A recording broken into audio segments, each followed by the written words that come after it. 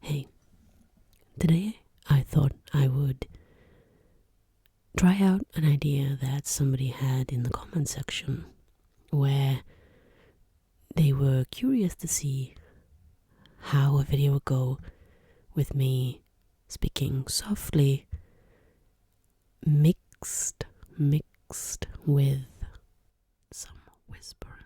So, will it go good? Will it won't? Yeah, we'll see about that. We'll see about it. We'll see about it. We'll see about it.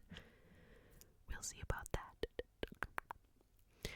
The other day, I was watching a ASMR channel, and it was actually the ASMR gamer, and I like to watch his rambling videos. Rambling videos. I do rather enjoy listening to his rambling videos. And he was talking about Christmas and what it means for him and the traditions that his family do every year.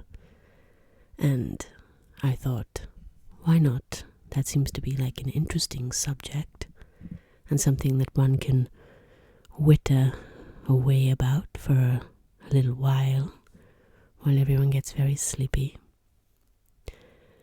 So I should probably start by saying that my family never really had a lot of traditions. We had a few, but not very many. One, I think, stands out because it's one that continues today. One of the few is every single Christmas my mother is forced into the kitchen. Seriously, she is forced into the kitchen where she is made. She is made to bake a Christmas cake, the biggest Christmas cake I've ever seen, every single year. You know, those ones with fruit cake, with fruit, with marzipan and luxurious icing, topped with colorful decorations. There always seems to be a snowman and Christmas trees with bows and ribbons. They're always huge. It takes weeks to eat. It takes weeks for everyone to consume. And I dislike Christmas cake immensely. I've never liked it. Never. I don't like fruitcake. So I do not partake of that. And she got that from her mother. My grandmother came from probably the last generation in my family who were truly united, that when I think of tradition, then this is what I think of. Those big, warm, full of heart family get-togethers when people come from all over the country and everyone piles into one room and sits around a big, huge table that, that all the women in the family have cooked and slaved over for hours and hours and hours. And my grandmother would make the cakes.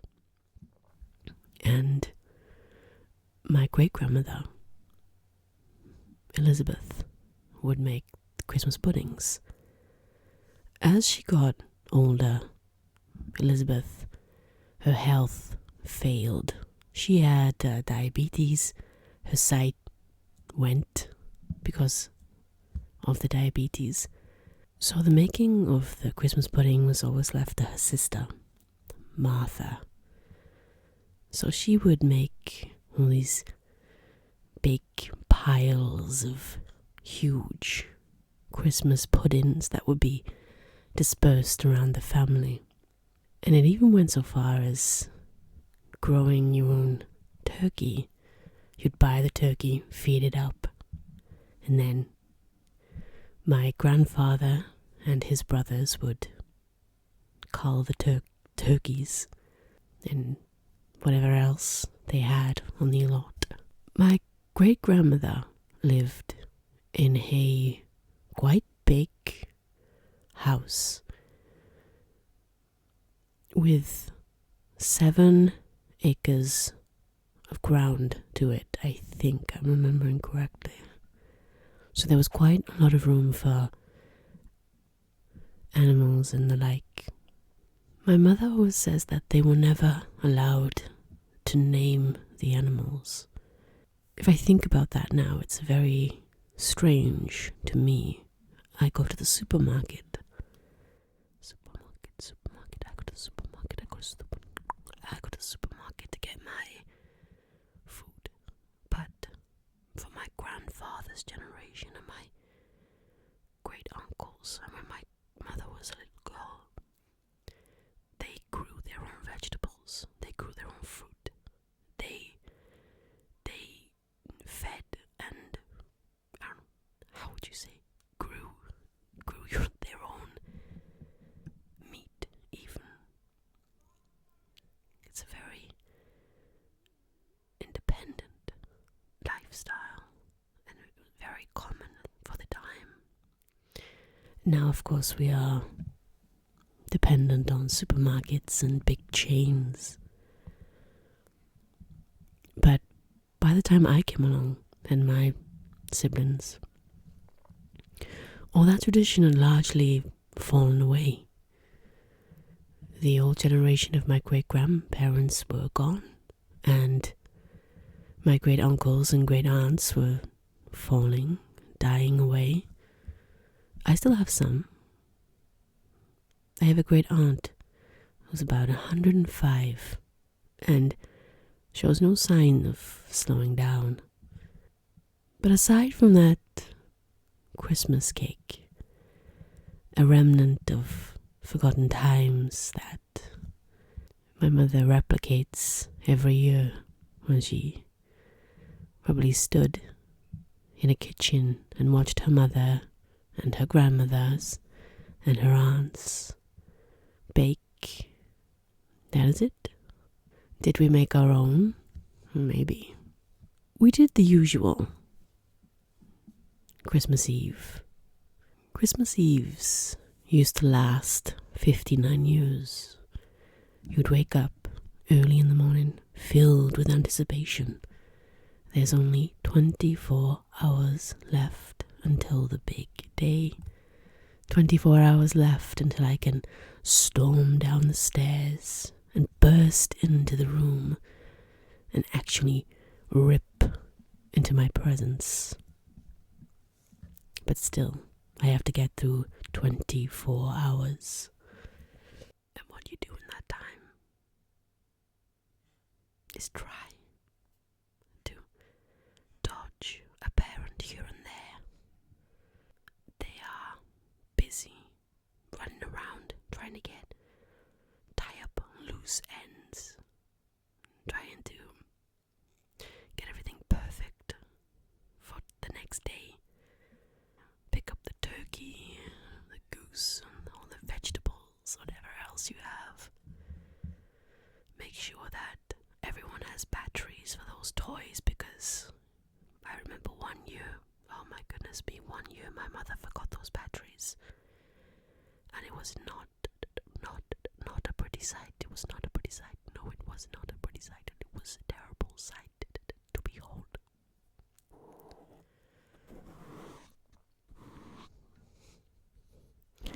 One year, my parents took the bold step to go out without us.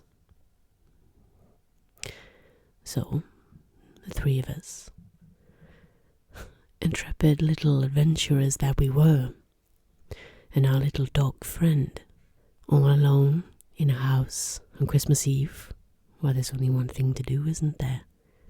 Yes, search for the presents. And that's exactly what we did. We searched high and we searched low, and of course we found them because we already knew where they were because we'd already searched weeks before. That's a fun thing about children at Christmas. I remember every single year the curiosity would begin. What do I have? Do I have what I wanted? So you seek it, you search, and sometimes you find it. And sometimes you're happy and sometimes you're not. And sometimes you decide you need to throw in some more suggestions, some hints, some gentle prods and pushes. Hey, did you forget? Or hey, I don't hope you haven't got the wrong one. There's still time if you have. Wink, wink. Try not to be too obvious, of course. And you'd always get caught. There would be one time where you would get caught. And then you would have to explain what you were doing. And in my most fumbling and chaotic way, I would need to get myself out of the situation that I'd found myself in. And it never worked, of course. It never worked. So you would be left with that disappointed look from your parent, whoever had found you. Why can't you be like every other child? Do you think other children are looking for their presents? And for years I thought, I'm the only child who's looking for their presents. But the thing is, children hunt in packs. They begin school and they begin to learn to hunt in packs. And suddenly you have these conversations with your friends in school and you realize that they do exactly the same thing.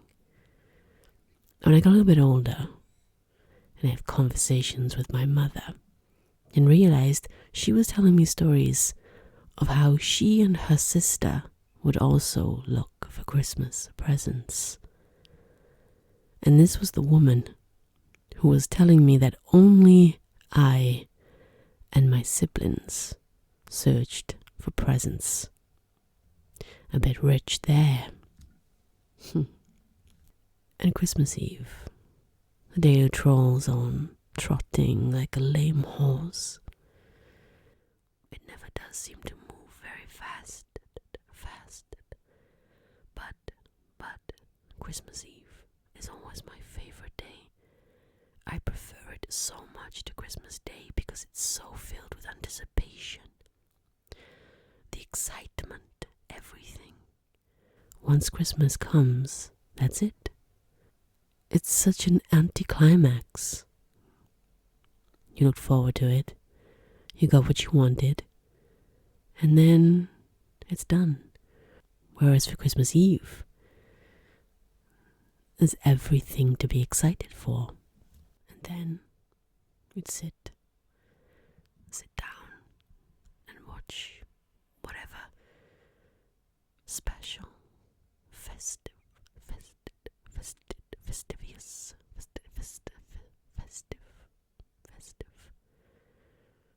film was on the TV before being thrown into the bath. Obviously, I wasn't thrown in the bath, I'm just saying that for dramatic effect. And finally, carted off to bed. Because for some reason, for some unknown bizarre reason, my parents never wrapped a single present until Christmas Eve. They had 3 children, and they only wrapped everything the night before. My brother enjoys that so much that he follows that through now. He leaves everything until Christmas Eve. I tell him he's crazy. He tells me I'm crazy. But he's definitely the crazy one because, oh my goodness me, who's gonna keep all that until the last night? And then you've got the worst bit. Trying to sneak little glimpses around the side of the door. Because I realized, or I was told, very, very young that Santa wasn't real, which was a blow. But I still got the presents, so I mean, I can't complain about that. No, I can't. Can't complain about it. Got this. And all night, time would tick by so slowly. And you turn the lights out and close your eyes. And somehow, eventually, you'd find yourself falling asleep until you woke up again. And you felt for certain that you've been asleep for a long time. It must be time to wake up. So you jump out of bed, skip to the door before you get a growl. It was definitely a growl from my father. Get into bed. It's only 1:30. You've only been asleep for 10 minutes. And that is how the night proceeded. Always, without fail, every single Christmas Eve. Every single time. It wore on so slowly that I almost began to believe that Santa had some kind of magic spell where he would slow down time so we could visit every single house in the world. Of course, as an adult, it doesn't have the same glow, the same magic. But you can enjoy it differently. That's how I do. I look at my nieces and my nephews, and I see the joy that they get. And that is where I get my happiness for Christmas Day. In them.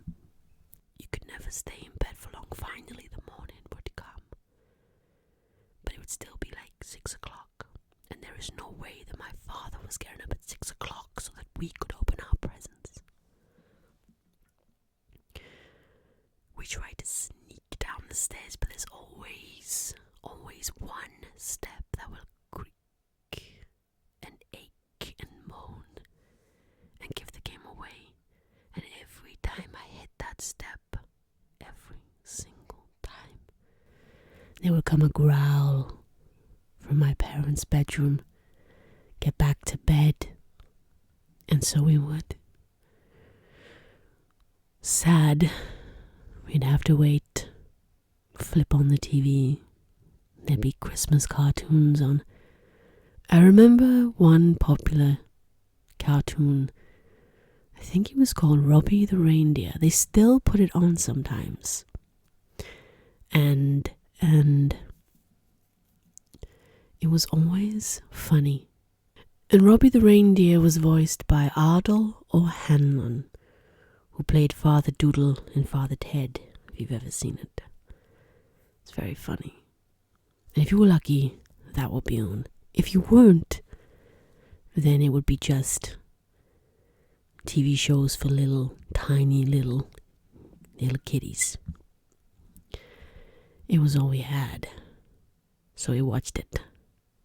And above the low talk of the TV, we'd whisper, "What time is it? What time is it? Is it time yet? Is it time? Go and wake Dad. Is it time? Go and wake Dad."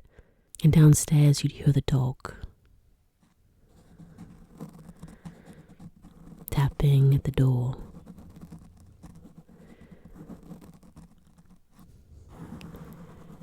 He was a Springer Spaniel collie mix, black and white.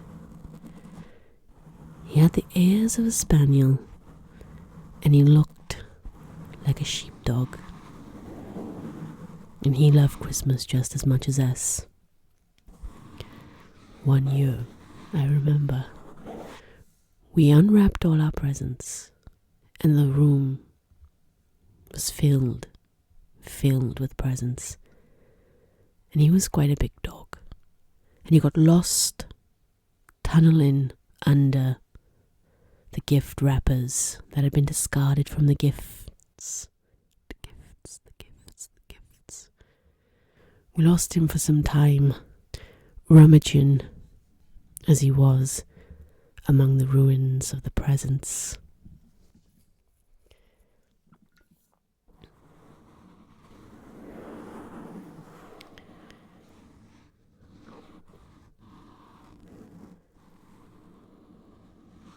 And you'd finally be let down. Open your presents. I was a strange kid. I didn't like dolls or teddy bears. In fact, I hated dolls, so all my friends would have dolls and Barbies, and they would always feel like I'd missed out on these dolls that everyone else wanted. Or these girly accessories. I remember what was really popular at the time was those heads where you did the makeup and the hair. You can still buy them now, but they were super popular then.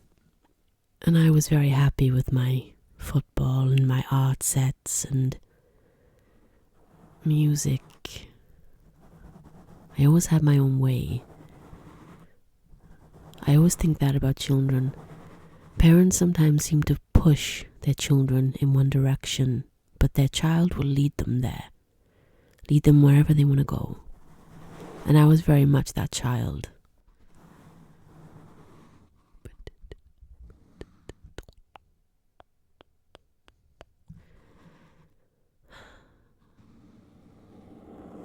And of course, you'd be too excited for breakfast. But mothers being mothers forced you to eat. I just wanted to get down and just play with my toys, but no. Mother rules. You eat breakfast first. And while she gets ready for Christmas dinner, I always felt sorry for my mother now, looking back. Because when she was young, when she was a child, she would watch her mother and her grandmothers and her aunts, various older cousins all nestled together, working like troopers to fix the Christmas dinner all together. And my mother was alone.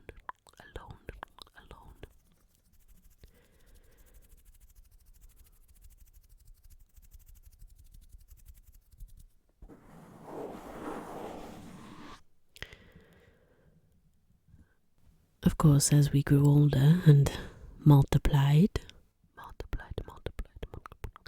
that became a little bit easier, but it's still a thing. Everybody has their jobs. Everybody delegates.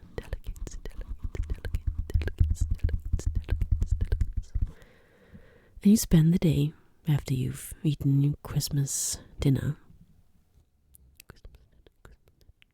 Always turkey. Always was turkey. Always, because my mother said goose was a waste of money because there was hardly any meat on the bird. A few years ago, we did get a goose, and she was correct. It is a waste of money. There's hardly any meat on that bird.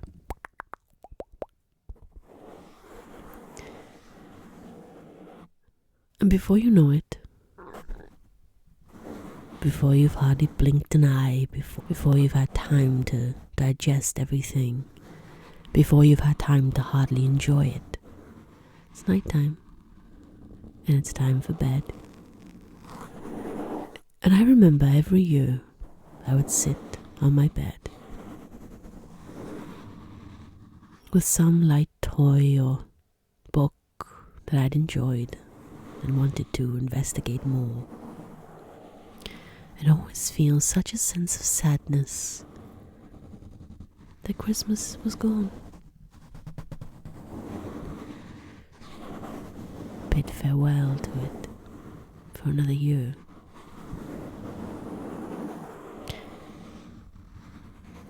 I've never managed to find that sense of sadness that it's leaving since.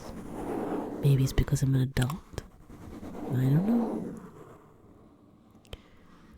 I don't doubt it matters much.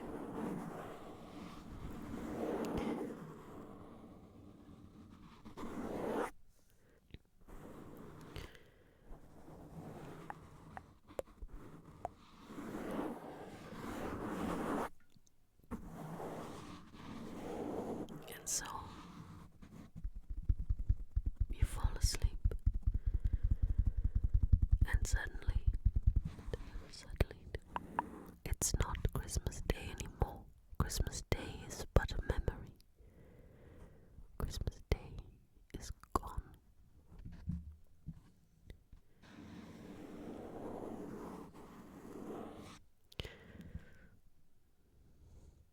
In the UK, we call the day after Christmas Boxing Day, and I still have no idea why, so please don't ask me. I genuinely do not know. I always thought it was something to do with sports, boxing maybe, but no.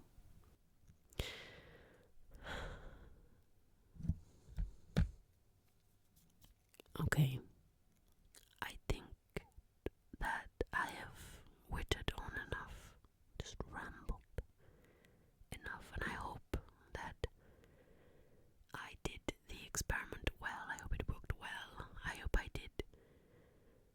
Okay, it was supposed to be a mix between soft spoken and whispering, so hopefully I managed to focus enough on both. Hopefully.